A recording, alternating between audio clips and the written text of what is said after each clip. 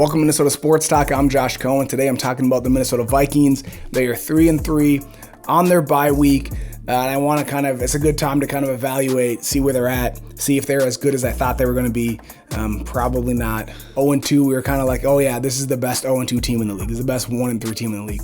And everybody says that, right? But at some point you are what your record says. And I think 6 weeks in, you probably are what your record is. So what does that mean the Vikings are? They're average. They're 3-3, they're mediocre. They're not a great team. They're not a terrible team, honestly. I know this sounds deep stuff. They're not as bad as the sky isn't falling. It's not the end of the world. They're not that bad, right? Remember, one of their losses was to the Arizona Cardinals just because they missed a kick, and the Cardinals look like the best team in the league. Still undefeated. Cincinnati Bengals, who are also better than we thought they were going to be. They should have won if not for a fumble. That was probably the wrong call. The Browns, a couple missed calls in the end zone, one defensively, and then pass interference that they shouldn't have called, and then they should have called the pass interference when somebody grabbed that and Thielen in the end zone, whatever. A Browns that are a pretty good team, right? Probably a playoff team. This is a Vikings team who, yes, I still think they can be good, but I think at this point they are what the record shows.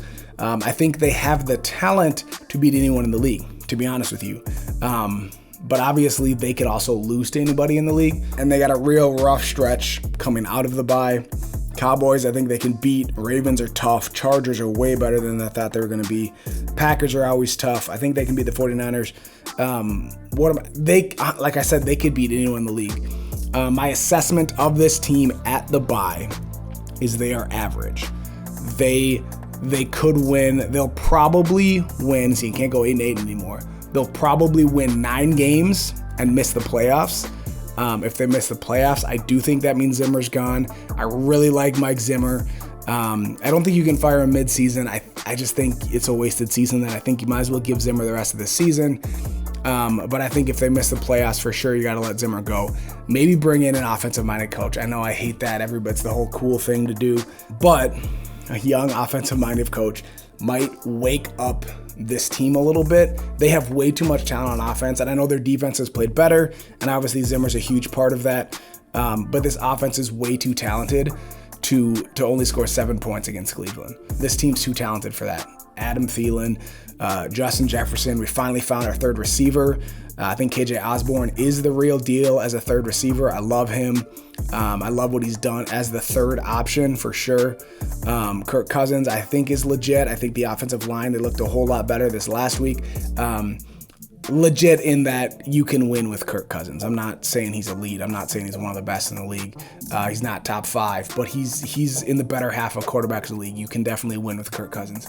I think either Zimmer needs to let the offense go a little bit, or you need to bring in somebody that will, because to me, it really seems like it's scheme that's holding the offense back.